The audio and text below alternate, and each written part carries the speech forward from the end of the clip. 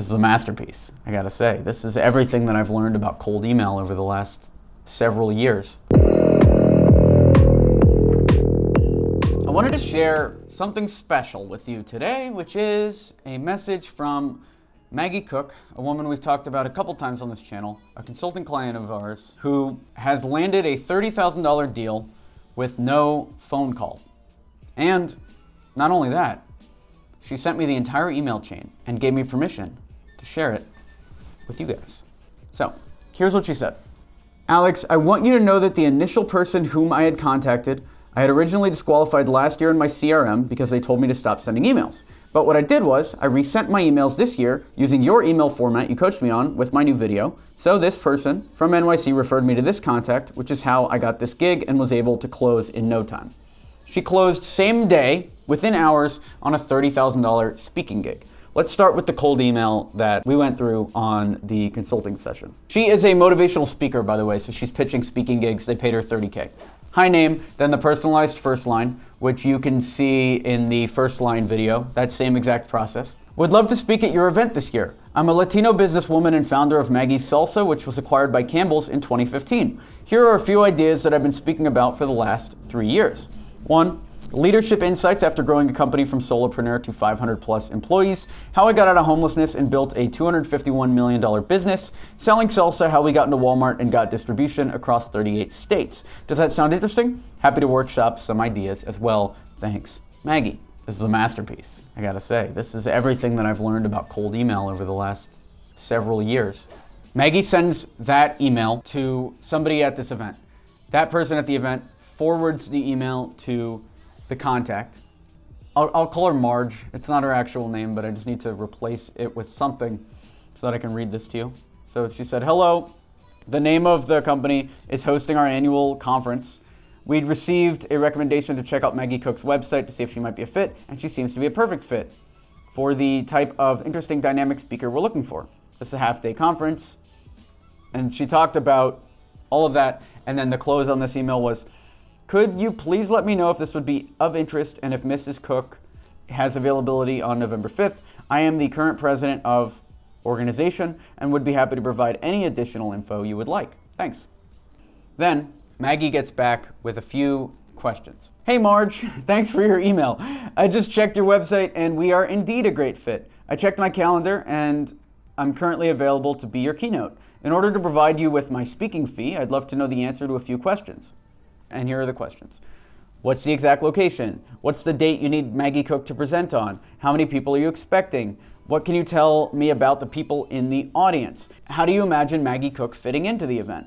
How long do you want Maggie to present for? Who did you hire last year? And what did everyone like about it? Looking forward to hearing from you. Then Marge got back with a very detailed list of answers. And I'll bring you to the key part of this email.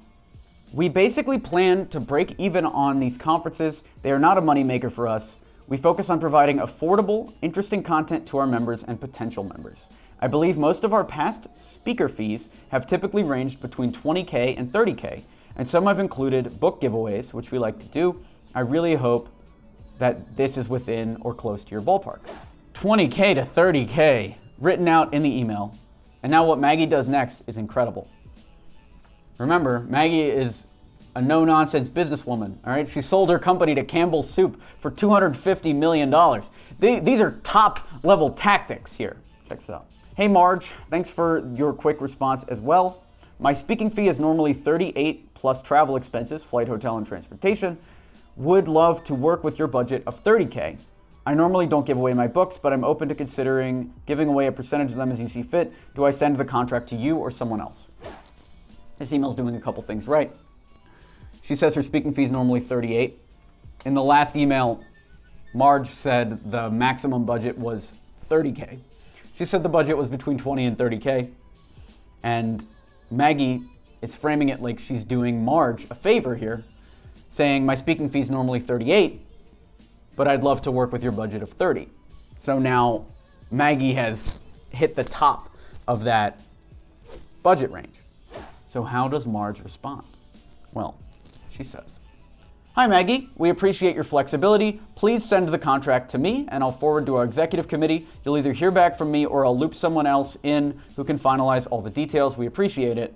I'll check my notes to see who had recommended you. It was someone who had either seen you or had you on the short list of speakers. She negotiated the entire thing and hopped on the phone for a 5-figure deal using only email, no phone call, no talking to any of these guys. And she booked it, so. Seeing stuff like this reminds me of how much more is possible.